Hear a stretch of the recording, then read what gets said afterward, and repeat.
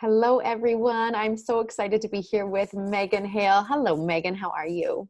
I'm so good. I'm so excited about this conversation, and just seeing your face again makes me happy. I know I feel the same way. Megan and I met in spring last year in Vernon at Sparkling Hills, and we just had the best time together. And I feel like our relationship has deepened and grown since then. And I just, as I was sharing, know so much more of the depth and the truth of who you are now, which I know there's still so much more to learn. But I love you.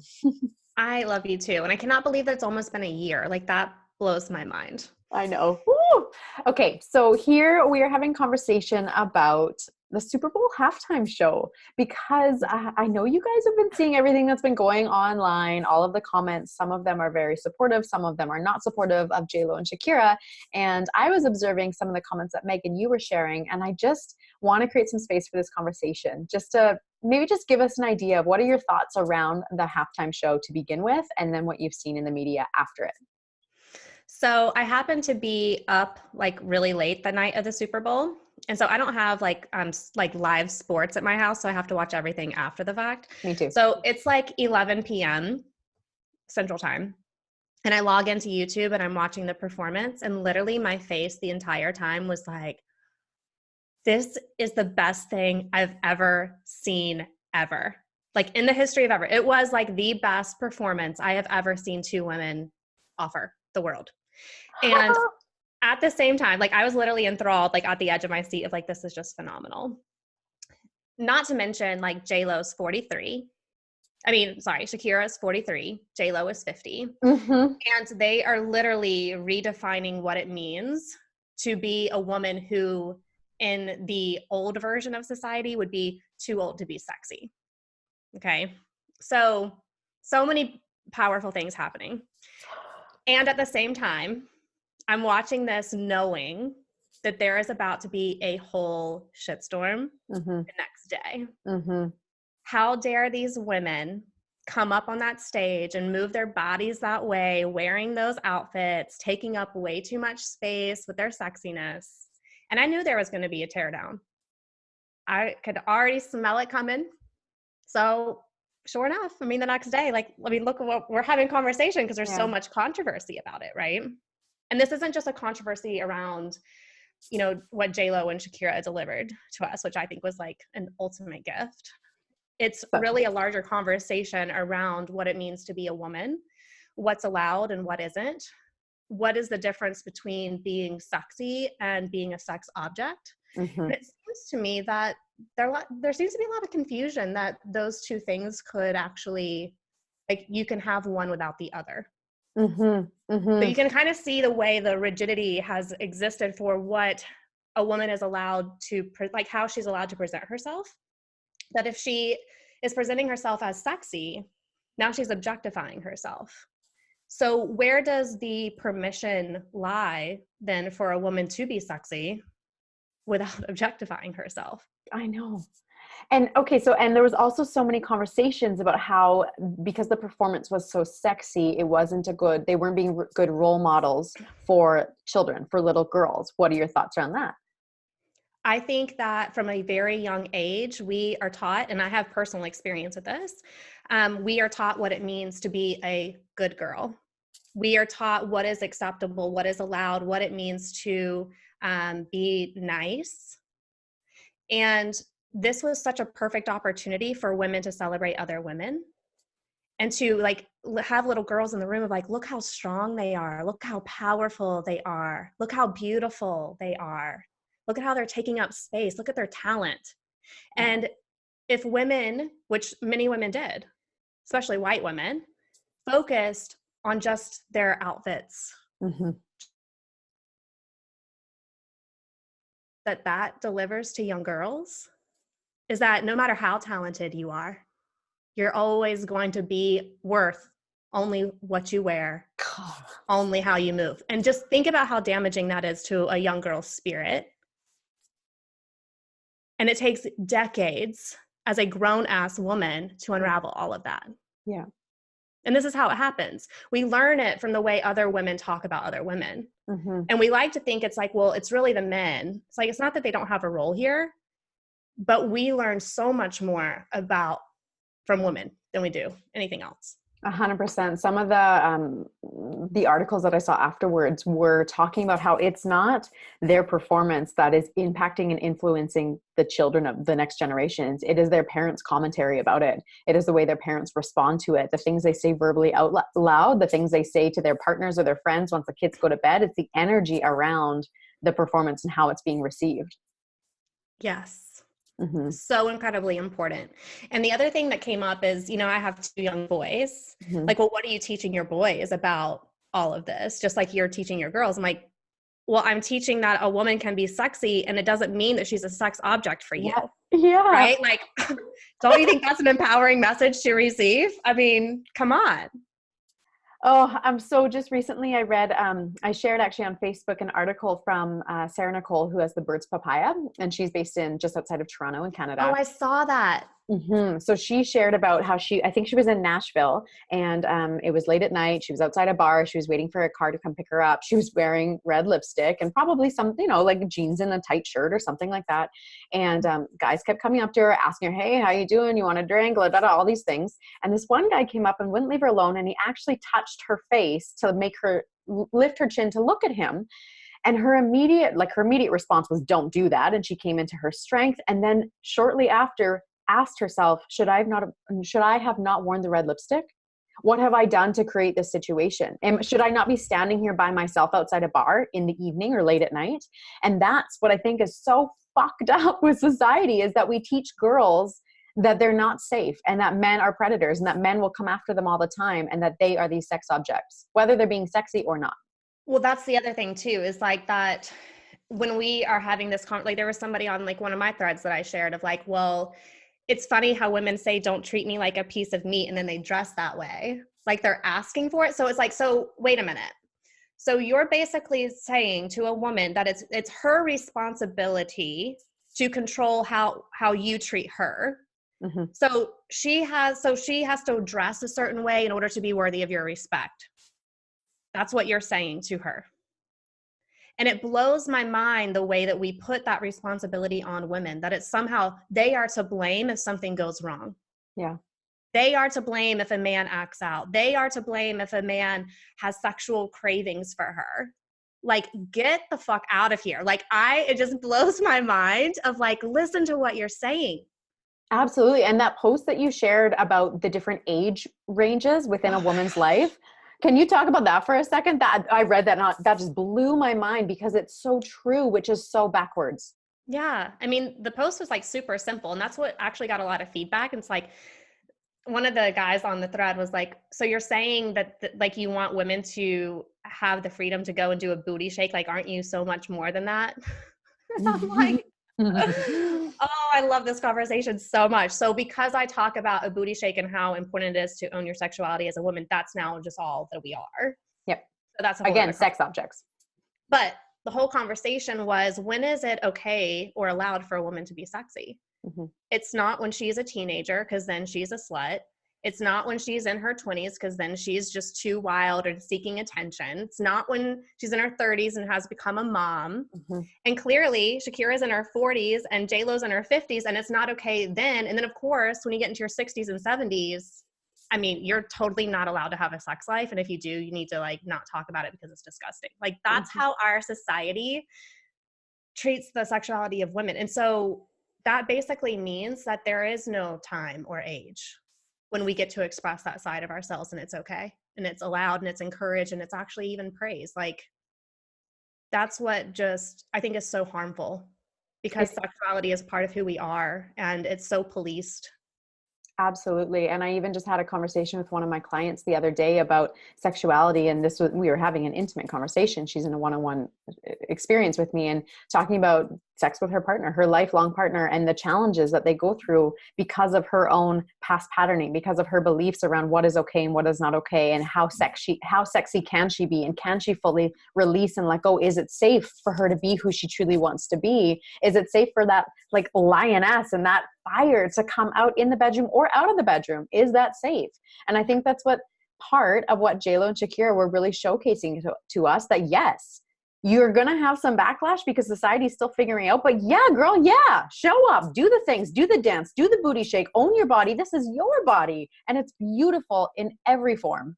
Yes. And I think the thing that's so hard about this is that there's so much talk about the objectification of like, this is a woman who is objectifying herself because she had a stripper pole as part of the performance, or she crawled across the floor. And I was like, it's really about the embodiment that you bring to these things. It's not the act itself, because either one of those behaviors could be done from a place of empowerment or disempowerment. Really. And it's really dependent on what the woman is bringing to that, how she's owning that act or that move or whatever it is. And so I think it's like when people can't see the nuance in that and they just look at like the outside thing, like there's so many stereotypes out there of like, well, then that's what that means, or that's who they are. It's like, it's not though. And I think this is a part of your teachings in the world as well, is the concept of that you can be sexy and sweet, that you can be powerful and soft, that you can be on a stripper pole and, go to high tea at lunch if you want to. You can do all of the things. Yes. It's really about like being all of who you are. And I think that's the thing, is that there's so much backlash about this, because if a woman is sexy, that somehow detracts from all of her other qualities. Yeah. And that's just really sad to me. It really is. It has crossed my mind before that I've taken some photos, and this is a part of that like patriarchy in my head and how it's still ingrained in my mind and how I'm still moving through it. I've taken some photos of myself. I even have some that I think are so beautiful and I feel like such a goddess in them. And I sometimes hesitate to share them because they're a bit sexy. And I wonder, what vibe is this giving off? Is this really the energy I want to put forward? And I'll hold myself back. And I have a conversation and I have shared some of them, but this is the internal dialogue that has been placed there through these decades and decades of society saying, women, this is your box, stay within it. Don't you dare step outside of that. I think that I love this conversation so much. There's so much to unpack. First of all, I've been to therapy to unravel what I needed to heal, to give myself more permission to be sexy. Like literally, that's why I went to therapy, because there was a time in my life, and I'm still navigating this for sure in different layers, that I was afraid of putting on a dress that fit my body just really well. Like it was made for me, but was it too tight? Was I covering up my boobs enough? You know what I'm saying? And it's like, even just the questions, that the reason like that they even have to exist like that is frustrating. But I'll never forget, I was a really young psychotherapist at the time. Like, I think I don't even know if I was fully licensed. No, I was fully licensed. So this would have been my first year.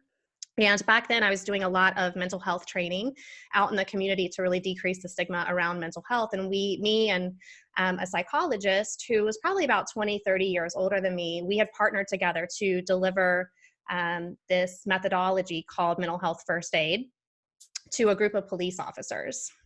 And I remember getting dressed that day, making sure that everything was super buttoned up and covered up, that I was not in any way, shape, or form dressing sexy, or that nothing could be misconstrued.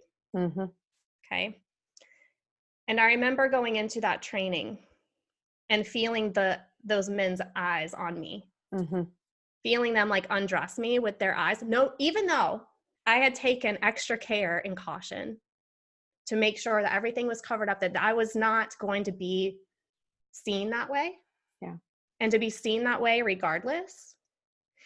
This is the thing that really irritates me about it, because it's like, it doesn't matter what you wear. It does not fucking matter what you wear. That's not the piece that needs to change. And they've even done, studies like from rape victims of hanging their clothes of what they were actually wearing the nights that they got raped. Most of these women are in sweatpants, t-shirts, jeans, a sweater. And it just disgusts me. Having talk about this from this perspective, and people are just missing like the whole point.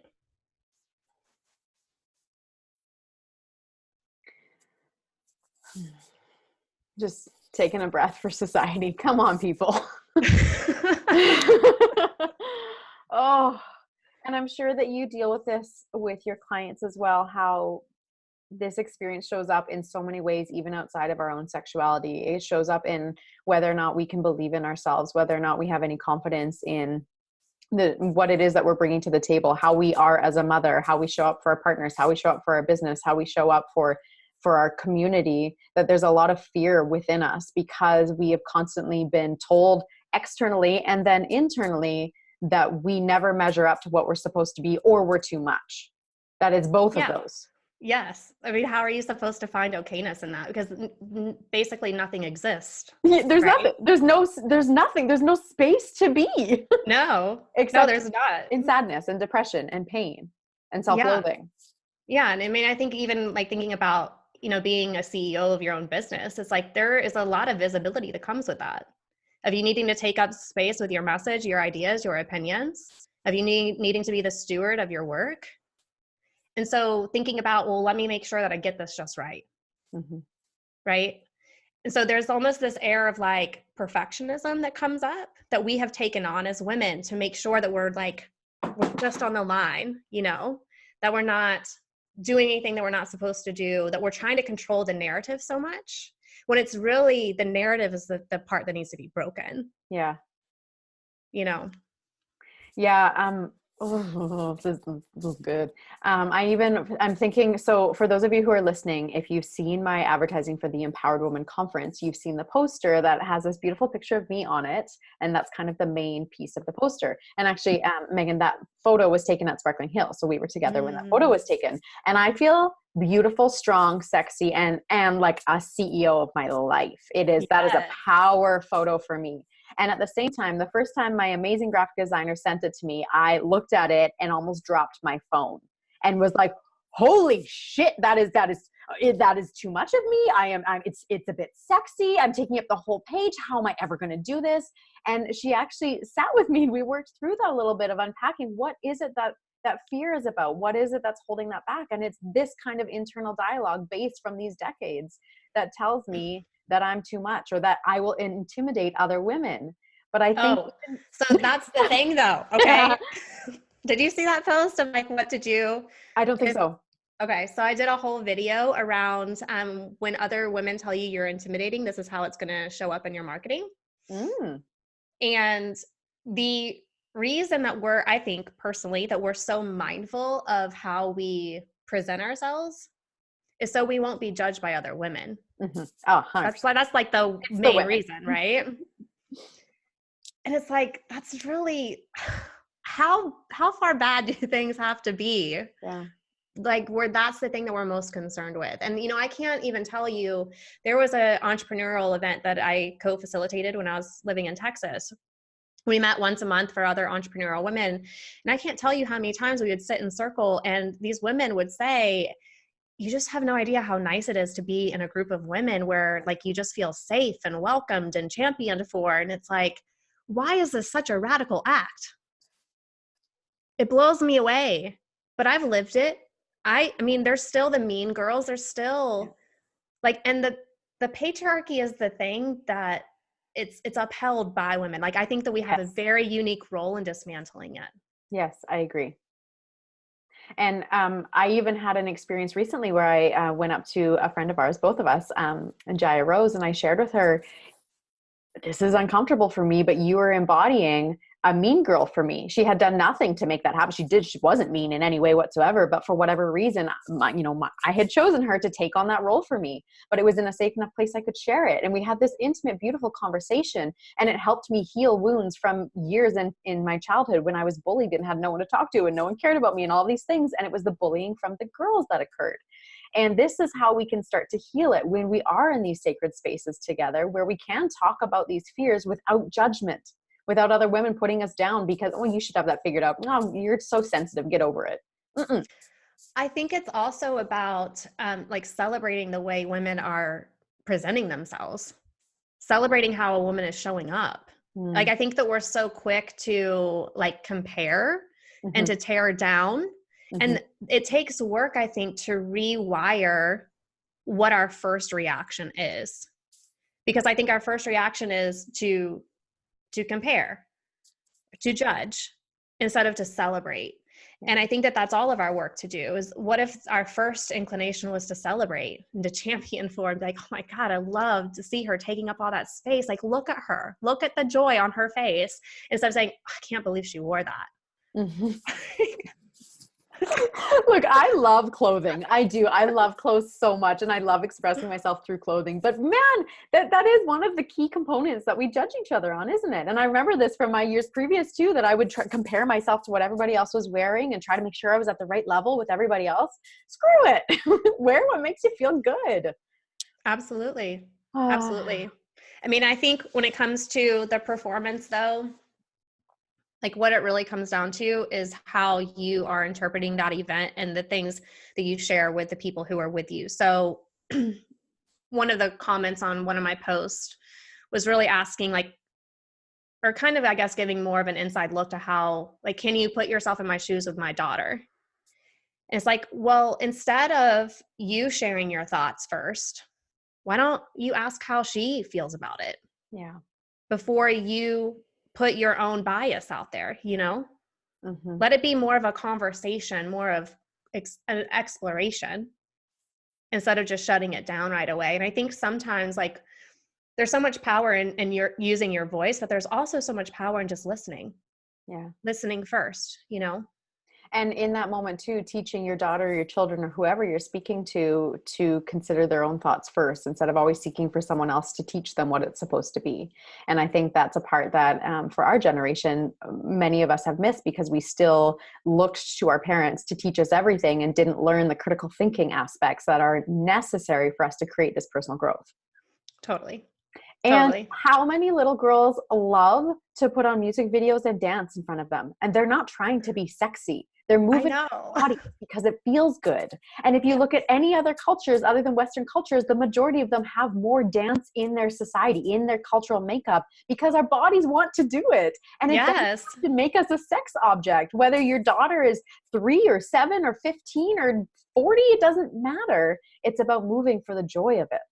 Yes. Yes. And I mean, I don't know. I look at that performance and all I saw was joy. I mean, that's all I felt was just this joy. And there's also like this sense of pride. Yeah. Of just seeing these women take that stage. And like, I felt like I was standing shoulder to shoulder with them, you know, and just celebrating all of their work, all of like the decades they have put into these careers and their music and their dance, like all of it.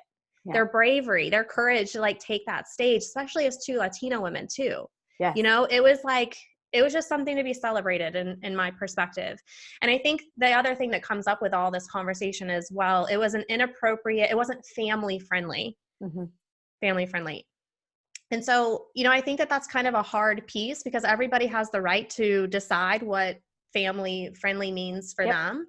And I understand the Super Bowl wanting to be a family friendly event. And at the same time, like when you see the performers that the network has chosen for the event, you're going to know right off the bat if that's going to be family friendly for you. And you're going to have to make that value call, that judgment call for yourself. And the thing that I hear is that people are upset that they were in a position to make that judgment call. That's the part that's really infuriating for them. Why do I even have to make that call? They don't want to have this conversation with their children. They don't want to have this conversation with their partner about what feels like an appropriate way for their children to witness others and to think about these experiences. That's what they don't want to do. They don't want to have that open conversation because it scares them, maybe because they don't even know their own beliefs. Yeah. And I think, you know, honestly, it's gray stuff. There are no right and wrong answers. And I think it also asks you to know where you stand. Yeah. And to know like where you are with your sexuality. And if this made you feel uncomfortable, why was that? Mm-hmm. And having the space to ask the question and be willing to sit with it or have that conversation with someone else and creating space where you feel safe enough to say, I don't know. I don't know how I feel about it. I don't know what's coming up for me. And that's uncomfortable, but I'm willing to be with it. Mm-hmm. Yeah. And I think also too, conversation. Like this is an ongoing, lifelong conversation of because like something that feels good as self-expression right now might not feel as good later on in life. Like we continue to evolve and shift, you know? And so I think it's not like a static topic it's something that we should stay engaged with because it's a part of who we are. Mm-hmm. I was reading a really beautiful book yesterday, and one of the things that the author was speaking was that life is meant to be here to be showcasing us how we can learn and grow. It is not everything for us. It is showcasing aspects of ourselves. It is reflecting, mirroring parts of who we are. And when we're triggered is one of the most powerful opportunities for us to dig into our ego, dig into our hearts, dig into our belief systems, and ask whether or not they're still serving us. And if they are, amazing. And if they're not, then you're open to changing them. And that's the gift that we have as humans, is that we can evolve and grow consciously. It's incredible. Totally. I mean, that's like the path of life right there, right? Yeah. I mean, it really is. Oh, I've absolutely loved this conversation, Megan. Me too. Yeah. Thank you for sharing your thoughts, your view, your beliefs. I feel a little bit at a loss of words, and just like expanding love from my heart so fully. Well, I receive it. Thank you for just creating the space and opening it. And I think more than anything, like being a woman who has lived in many ways cut off from her sexuality, Yeah. and then doing that work of trying to reclaim it and reintegrate it and letting it have a voice and a place at the table. J-Lo and Shakira were like just such powerful role models of what that looks like healed, Mm-hmm. And I think that's the thing that I took away from it the most. And I hope that a lot of other women do as well. Yeah, that's really beautiful. And one of the things that I've thought as well, especially as a very sensitive soul myself, is how much confidence and courage and internal growth it took for them to be in that role and to show up in that way. And also, they have social media too. They're seeing all the backlash. They're seeing all these comments, and chances are they've done a lot of work to be able to bring that in, or not bring it into themselves and not hold on to that themselves. But they're still women. They're still human beings who are probably having moments of just feeling like, oh, wow, that was big. And I really hope that they are just so fully, wholeheartedly celebrating how much they've opened this conversation for us. Oh, so much so. Yes. So much love to you, Megan. Thanks for being here. And thank you everybody for tuning in. What a beautiful, beautiful afternoon conversation. Yes.